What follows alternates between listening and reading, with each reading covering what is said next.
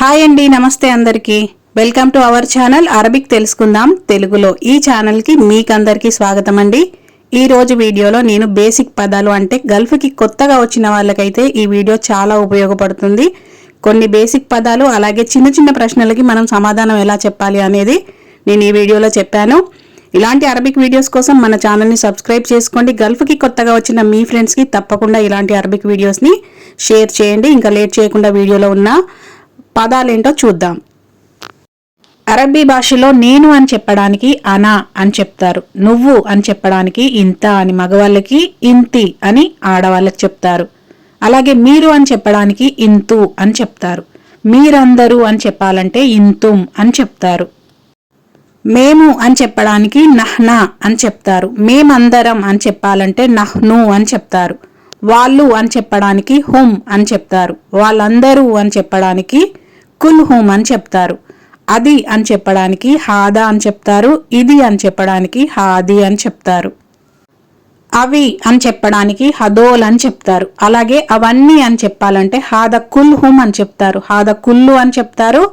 ఆద కుల్ హుమ్ అని కూడా చెప్తారు. అలాగే మొత్తం అని చెప్పడానికి కుల్లు లేదా ఖుల్లా అని చెప్తారు.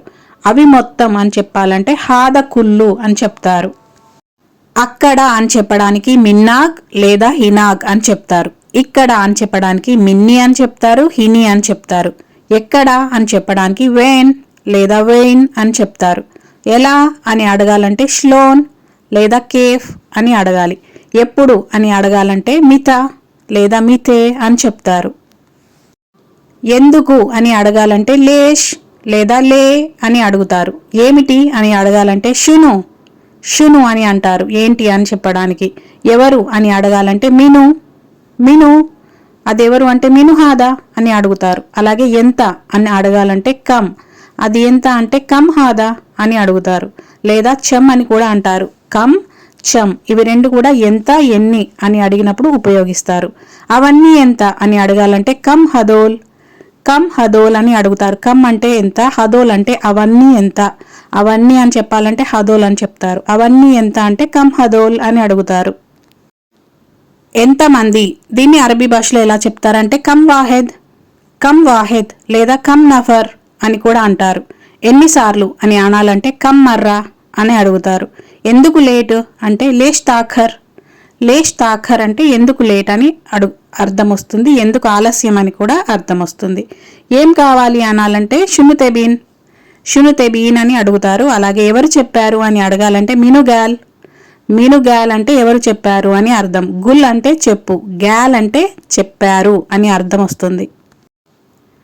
అది ఏంటి దీన్ని అరబీలో షును హాదా అని అడుగుతారు. అది పుస్తకం.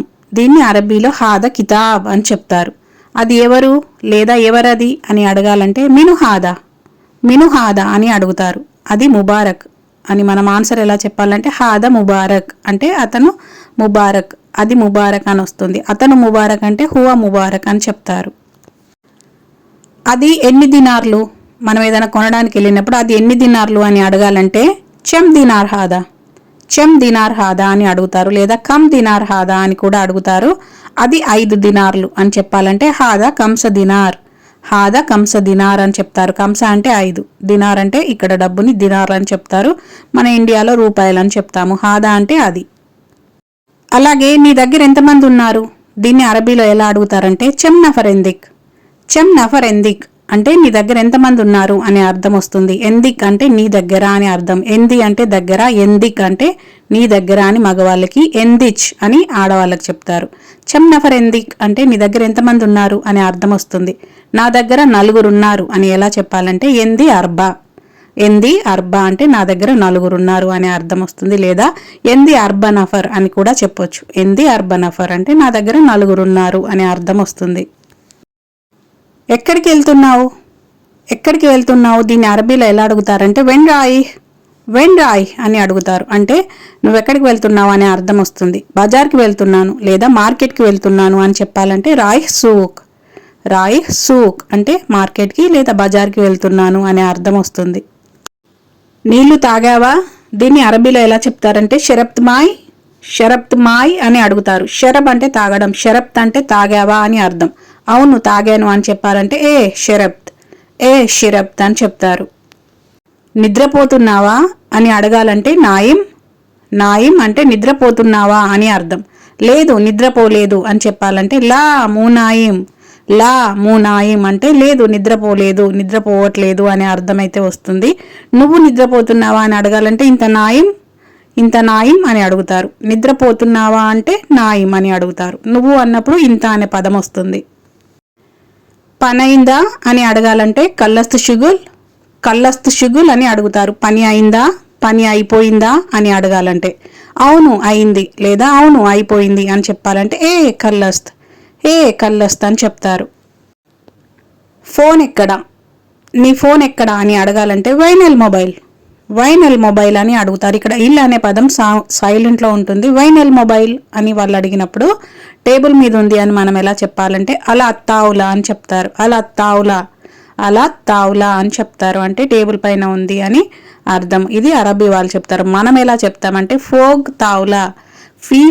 తావులా అని మనం చెప్తాము. వాళ్ళు షార్ట్కట్లో అలా తావులా అని చెప్తారు. అతనెవరు, దీన్ని అరబీలో ఎలా అడుగుతారంటే మిను హువా అంటే అతనెవరు అనే అర్థం వస్తుంది. అతను నా అన్న అని చెప్పాలంటే హువా అఖూయి అని చెప్తారు. హువా అంటే అతను, అఖూయి అంటే నా అన్న అని అర్థం. అఖూ అంటే అన్న, అఖూయి అంటే నా అన్న అనే అర్థం వస్తుంది.